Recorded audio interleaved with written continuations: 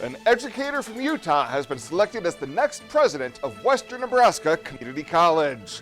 KNEB.TV News starts right now. From your trusted source for news in Western Nebraska and Eastern Wyoming, this is KNEB.TV News. Presented by Platte Valley Companies, premier provider of financial services. Hello, I'm Ryan Murphy. This is KNEB.TV News powered by Platte Valley Companies. Thanks for joining me. In our top story, the Western Community College Area Board of Governors has selected Greg Dart to be the next president at Western Nebraska Community College. Following a lengthy process that narrowed a list of 42 applicants to 3 finalists for interviews and campus visits, the board made the announcement during their regular meeting Wednesday afternoon. Board Chair Lynn Klemke said the final selection of Dart among 3 highly qualified candidates was difficult and explained why his name rose to the top. I think Mr. Dart's communication style fits very well with our WNCC establishment. His professional background also will serve us well at WNCC.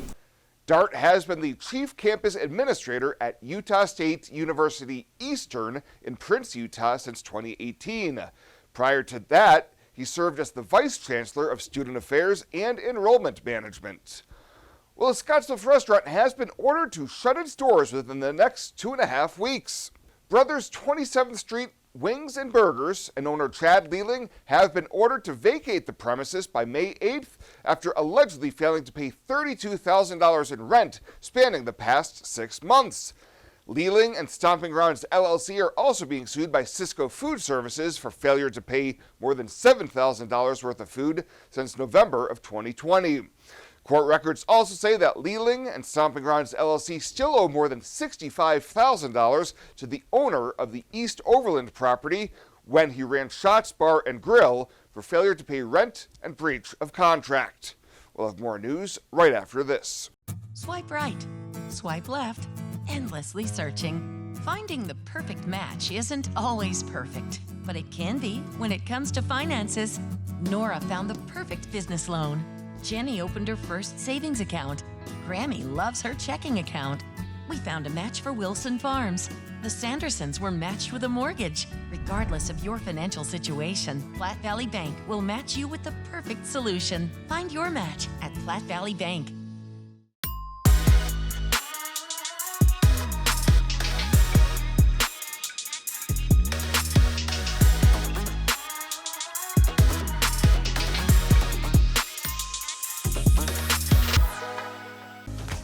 The birds are singing. They know that spring is almost here, a time for renewal. Renewal by Andersen Windows, that is. It's almost spring, and if you've suffered through another winter in a cold, drafty house with worn-out old windows, now's the time to invest in the best windows you can get from Renewal by Andersen. Wouldn't it be great to let some fresh spring air in that house with windows that actually open smoothly, make your house quiet, secure, and save you a ton of money on energy bills? Please scan that QR code, visit rbawyoming.com. Spring is a time for Renewal by Andersen. Welcome back. An argument with his mother has resulted in prison time for a Mitchell man caught with suspected meth and a firearm. 30-year-old Andrew Flatten was contacted by officers back in October following the altercation and discovered a gun in his waistband, suspected methamphetamine, and a glass smoking device. In February, he pleaded guilty to charges of attempted possession of a firearm by a prohibited person and carrying a concealed weapon. On Friday, he was sentenced to a total of 2 to 4 years in prison, but did receive credit for 185 days already served. Well, an Alliance man has come forward as one of the most recent $50,000 winners from playing Nebraska's Pick 5 game from the Nebraska Lottery. Richard Eichhorn purchased a quick pick play for the April 10th drawing and matched the 5 winning numbers. He says he's gotten 4 of the 5 numbers a few times, but this is the first time he's gotten them all. He and his wife Pat said they're thinking they might take a cruise with their winnings. They've been on cruises around the world, but they say there's still a lot to see out there. And a bill that would allow Nebraskans to carry a concealed firearm without a permit is now headed to the governor's desk. Following 2 hours of debate, lawmakers gave 33-14 final approval on LB 77 the constitutional carry measure sponsored by Senator Tom Brewer of Gordon. Lincoln Senator Jane Raybould filed a motion to send the bill back to committee, saying children, families, law enforcement, and communities would be at risk if it was approved. Our state of Nebraska is ranked number 10. We are in the top 10 with the lowest incidence of gun deaths per 100,000. Why are we passing this LB 77? This harms individuals. Senator Brewer countered that as someone who has suffered a gunshot wound in the past, he has recognized both sides of the argument. You understand how that can change and impact lives, but I also understand how important it is for those who feel that protecting their home, protecting their business, protecting their family are the most important thing in the world to them. The attempt to recommit the bill failed as 33 senators voted in favor of invoking cloture to end debate, with the same lawmakers voting to approve the bill. Now, if signed by Governor Jim Pillen, the measure would make Nebraska the 27th state in the country to allow those not otherwise prohibited from possessing a firearm to carry one in a concealed manner without a permit. Morrill County Community Hospital and the behavioral health providers are here to help. Amber Dean specializes in mental health care, which includes medication and therapy across a person's lifespan. Melody Lacey helps people deal with a wide range of behavioral problems, from depression and anxiety to child psychiatry. Our dedicated team is committed to you and our community every time. At Morrill County Community Hospital, Bridgeport, Nebraska. Exceptional care right here at home.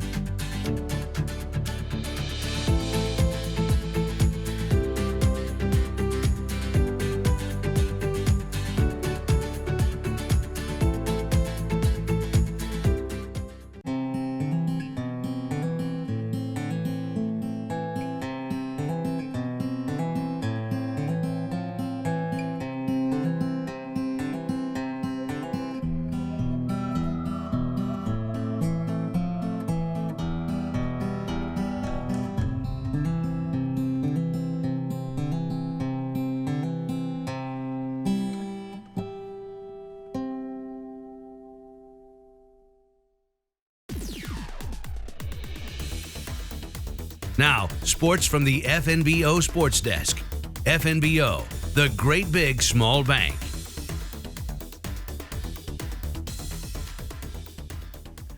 Spring game time in Lincoln for the Huskers. With the spring football session for the Big Red winding down, the media was able to catch up with some of the offensive staff members earlier this week ahead of the red-white game on Saturday. New offensive coordinator Marcus Satterfield talked about what he likes so far working with holdover offensive line coach Donovan Raiola. Just how much his players play hard for him. They're a true unit, the way he coaches them, his expectations and standards he sets. They do everything together. They run on the field together. They run off the field together. They go into every meeting together. I mean, it's a brotherhood in that room, and it's been really neat to watch because it's kind of bleeding over to the rest of our offense. So he's done a really nice job of just, from a leadership standpoint, of developing that group. Obviously, Nebraska has to be better in the trenches, and Raiola says they've been moving guys around a lot to see who might fit best at what position. Sounds like that might continue past spring into the summer.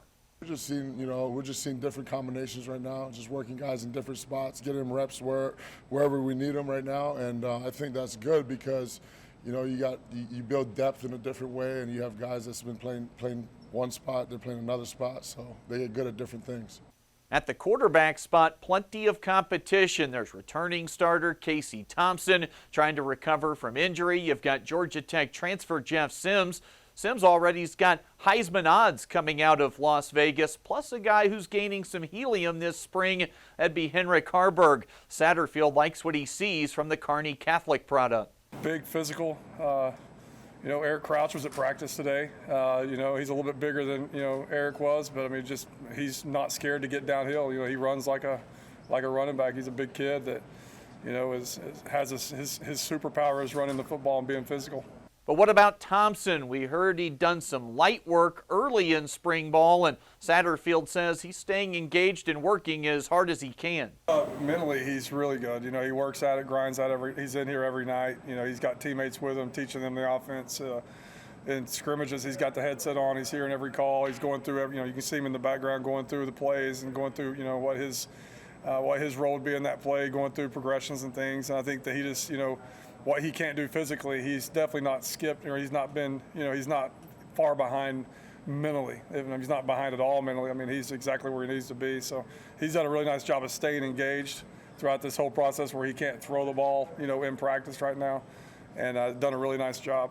The Red-White spring game coming up on Saturday. It'll also be a welcome home event for former head coach Frank Solich. We'll have coverage on KNEB starting at 10 a.m. Some high school scheduling notes here quickly. Some changes due to weather. The Alliance Boys Golf Invite that was moved from today, that'll now be held next Friday, April 28th. Plus, you've got the track and field meet at Scotts Bluff scheduled for tomorrow. That's been pushed back just a day. That'll be now held on Saturday. Field events will get the event started coming up on Saturday morning at 10 a.m. And the Cougars have home and road action this weekend on the diamond. Baseball at home to play Southeast Community College. Those games scheduled for Saturday and Sunday. Softball, they'll be on the road for a series at Luna Community College tomorrow through Sunday down in New Mexico. That is the latest today from right here at the FNBO Sports Desk. I'm Chris Cottrell.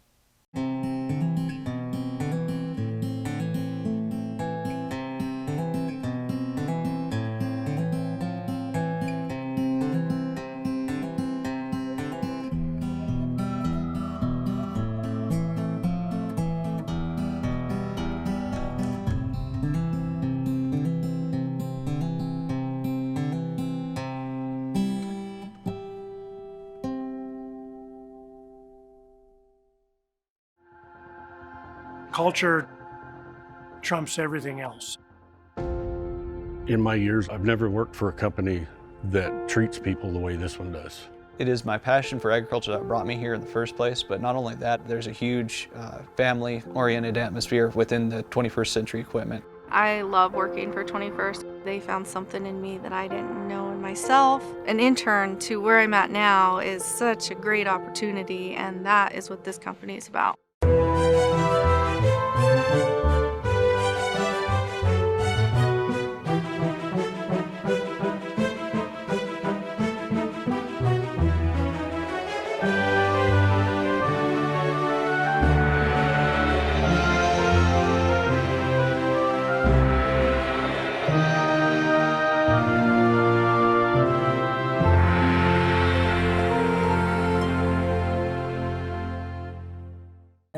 Well, let's take a look what's happening on today's community calendar.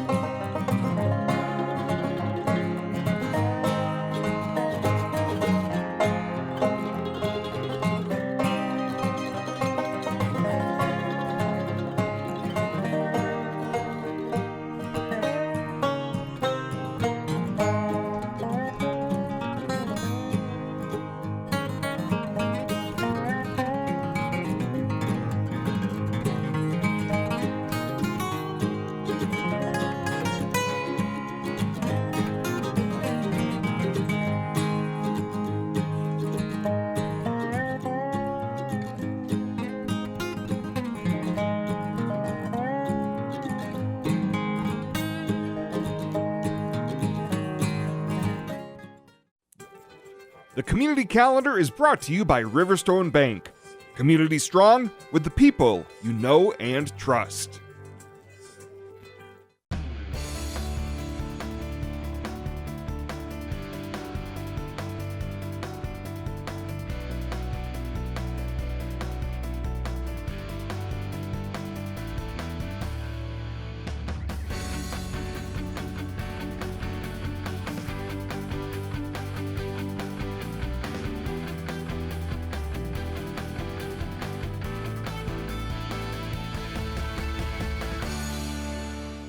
At Platte Valley Bank, we want to help you plan for tomorrow while you enjoy today. Our personalized trust services can help you do just that. You've worked hard to build your legacy, and you want to make sure that gets passed on for generations to come. We offer the professional guidance necessary to ensure that happens, according to your wishes. We pride ourselves in being friendly and professional while offering a highly tailored full line of trust and estate planning services to accommodate you.